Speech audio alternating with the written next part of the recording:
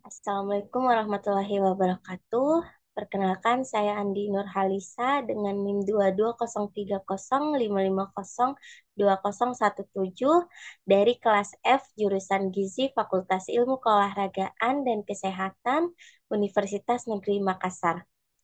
Pada kesempatan kali ini, saya akan memaparkan materi mengenai perawatan dan pengobatan serta tata laksana gizi buruk pada anak balita.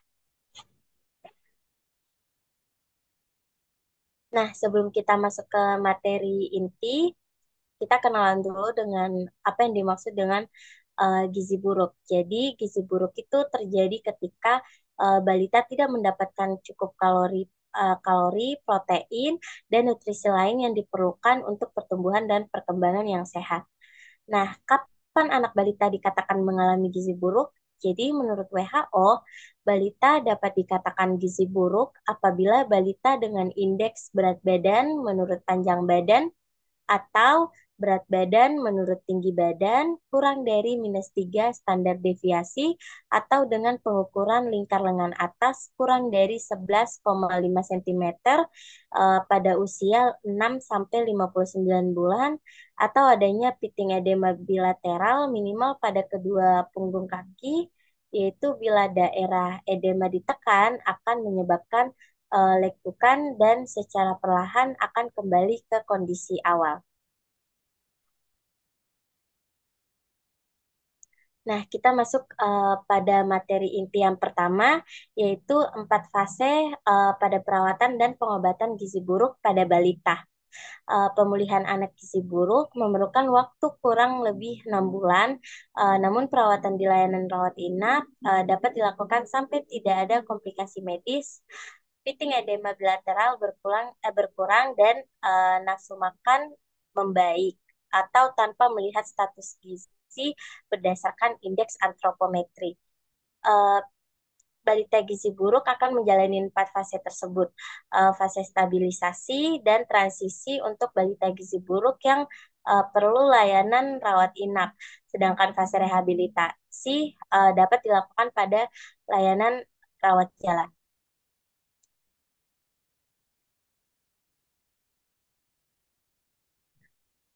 Kita masuk pada fase pertama, yaitu fase stabilisasi. Fase stabilisasi merupakan fase awal perawatan yang umumnya berlangsung 1 sampai 2 hari, tetapi dapat berlanjut sampai 1 minggu sesuai dengan kondisi klinis anak. Pemantauan pada fase stabilisasi dilakukan dengan mencatat tanda-tanda vital seperti denyut nadi, frekuensi pernafasan, dan suhu badan. Kemudian ada tanda-tanda berbahaya, derajat edema, asupan formula, frekuensi defekasi, konsistensi feses, volume urin, dan berat badan. Kita masuk pada fase yang kedua, yaitu fase transisi. Fase transisi ini adalah masa peralihan dari fase stabilisasi ke fase rehabilitasi dengan tujuan untuk memberi kesempatan tubuh untuk beradaptasi terhadap pemberian energi dan protein yang semakin meningkat.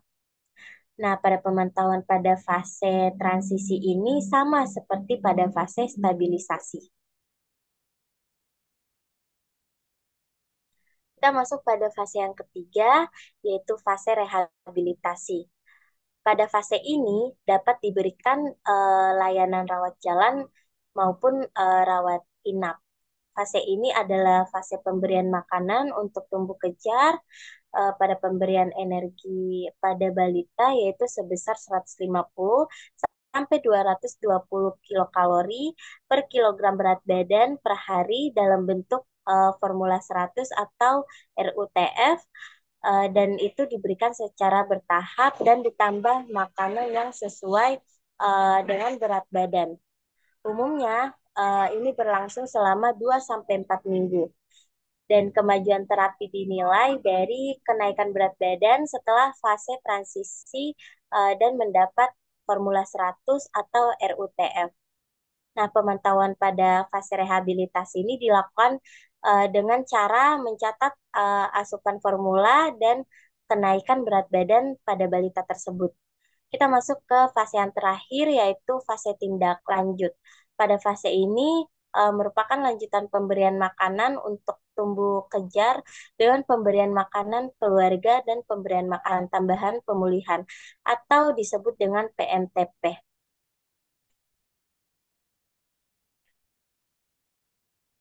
Kita masuk pada materi inti yang kedua, yaitu 10 langkah tata laksana gizi buruk pada balita di layanan rawat jalan. Persiapan untuk tindak lanjut di rumah dapat dilakukan sejak anak dirawat inap, misalnya melibatkan ibu dalam kegiatan merawat anaknya. Kriteria sembuh dari gizi buruk itu apabila berat badan menurut tinggi badan atau berat badan menurut panjang badan lebih lebih dari -2 standar deviasi dan atau lingkar lengan atas lebih dari 12,5 cm dan tidak ada piting edema bilateral pada balita tersebut.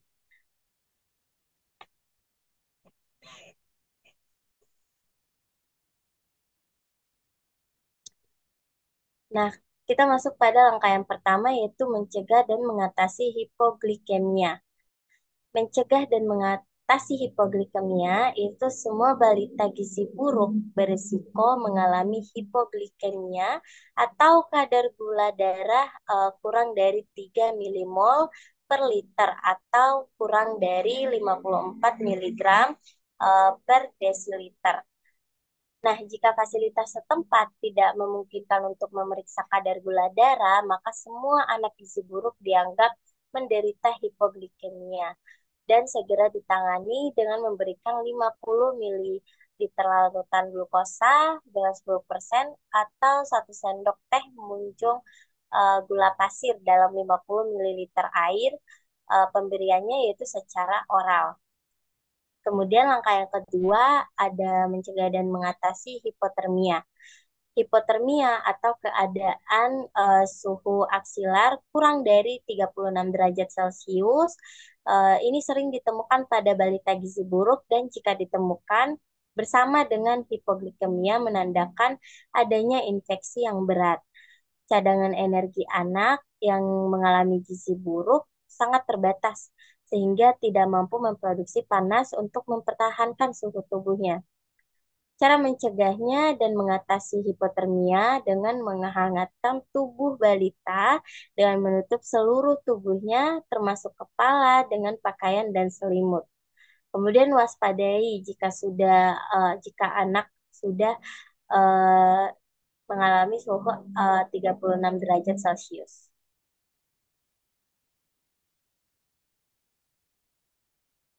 Kemudian langkah yang ketiga, mencegah dan mengatasi dehidrasi. Nah, diagnosis dan derajat dehidrasi pada balita yang mengalami gizi buruk itu sulit ditegakkan secara akurat dengan tanda atau gejala klinis saja. Semua balita gizi buruk dengan diare atau penurunan jumlah urin dianggap mengalami dehidrasi. Pada dehidrasi ringan ataupun sedang, tetap diupayakan pemberian terapi rehidrasi secara oral. Apabila tidak mungkin secara oral, cairan diberikan melalui pipa nasogastrik sampai anak tersebut bisa minum. Lalu gunakan larutan oralit standar yang telah dimodifikasi dengan mengurangi natrium dan menambah kalium yang lebih dikenal dengan Rehydration Solution for Malnutrition atau Resomal. Nah, cara mencegah dan mengatasi dehidrasi yaitu beri Resomal yang terbuat dari oralit yang diencerkan, gula pasir, larutan elektrolit, atau mineral mix dan air. Kemudian langkah yang keempat yaitu memperbaiki gangguan keseimbangan elektrolit. Pada anak gizi buruk terjadi gangguan keseimbangan cairan, elektrolit, dan mineral. Untuk mengatasi gangguan keseimbangan elektrolit tersebut, diberikan mineral mix yang ditambahkan ke dalam formula WHO atau formula 75 dan formula 100 dan Resomal. Tubuh anak gizi buruk itu relatif mengandung kadar natrium lebih tinggi dan kalium lebih rendah dibandingkan anak yang normal. Karena itu, pemberian cairan tidak boleh yang mengandung kadar natrium tinggi dan anak harus mendapat tambahan kalium. Kemudian jangan diobati edema dengan diuretikum eh, atau pemberian natrium berlebihan dapat menyebabkan kematian. Kemudian ada pun tata laksana dari langkah keempat yaitu untuk yang pertama untuk mengatasi gangguan elektrolit diberikan kalium yang sudah terkandung di dalam larutan mineral mix yang ditambahkan ke dalam formula 75, formula 100 atau resomal. Kemudian yang kedua, gunakan larutan resomal untuk rehidrasi.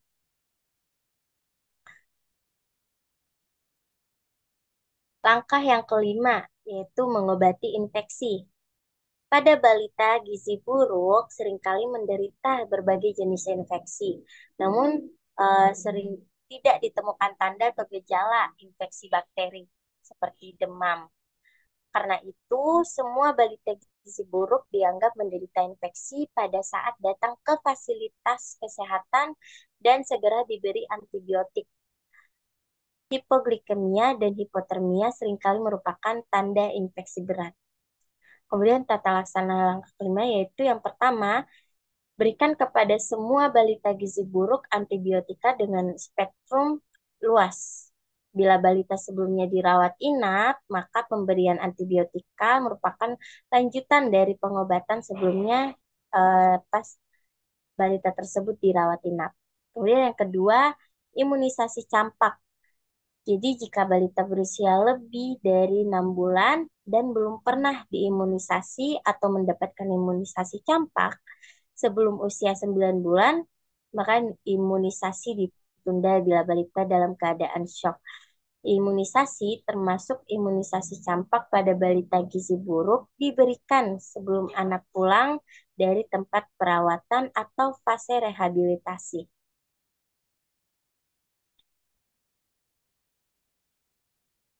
Kemudian langkah yang keenam yaitu memperbaiki kekurangan zat gizi mikro. Semua anak gizi buruk mengalami defisiensi vitamin dan mineral, yang mana meskipun sering ditemukan anemia, zat besi tidak boleh diberikan pada fase awal atau fase stabilisasi dan transisi. Zat besi baru diberikan setelah anak mempunyai nafsu makan yang baik dan mulai bertambah berat badannya, atau biasanya pada minggu kedua dan mulai fase rehabilitasi. Zat besi dapat memperberat infeksi bila diberikan terlalu dini. Kemudian langkah yang ketujuh, memberikan makanan untuk fase stabilisasi dan transisi. Ini diberikan untuk anak gizi buruk di layanan rawat inap. Kemudian langkah yang kedelapan yaitu memberikan makanan untuk tumbuh kejar. Pada fase rehabilitasi terjadi replesi atau pemulihan jaringan tubuh sehingga diperlukan energi dan protein yang cukup. Diberikan energi yaitu 150 sampai 220 kilokalori per kilogram berat badan per hari. Kemudian protein yang diberikan yaitu sejumlah 4 sampai 6 gram per kilogram berat badan per hari. Nah, terapi gizi yang diberikan dapat berupa formula 100 atau RUTF yang secara bertahap dan ditambah makanan padat yang bergizi.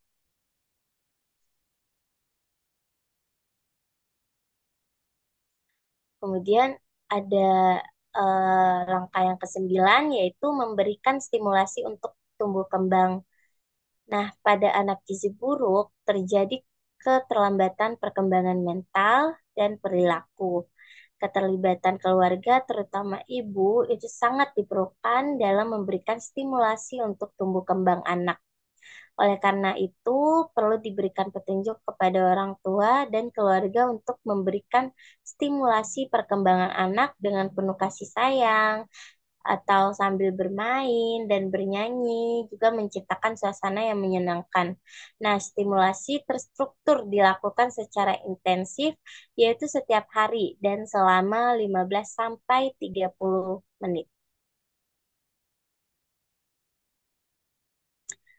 Kemudian kita masuk pada langkah yang terakhir, yaitu langkah ke-10, yang mana mempersiapkan untuk tindak lanjut di rumah.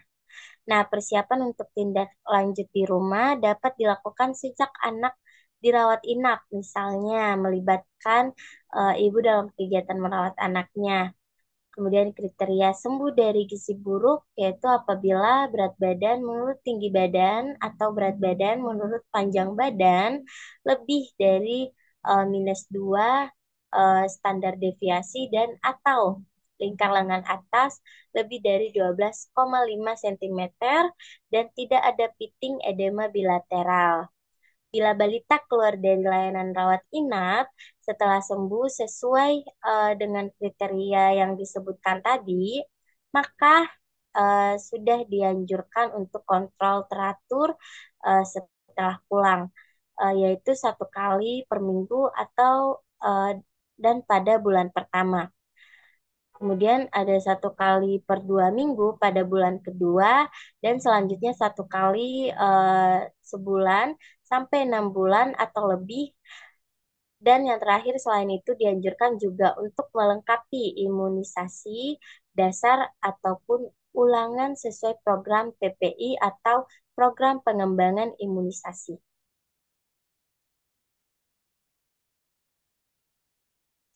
Baik, itulah pemaparan materi dari saya.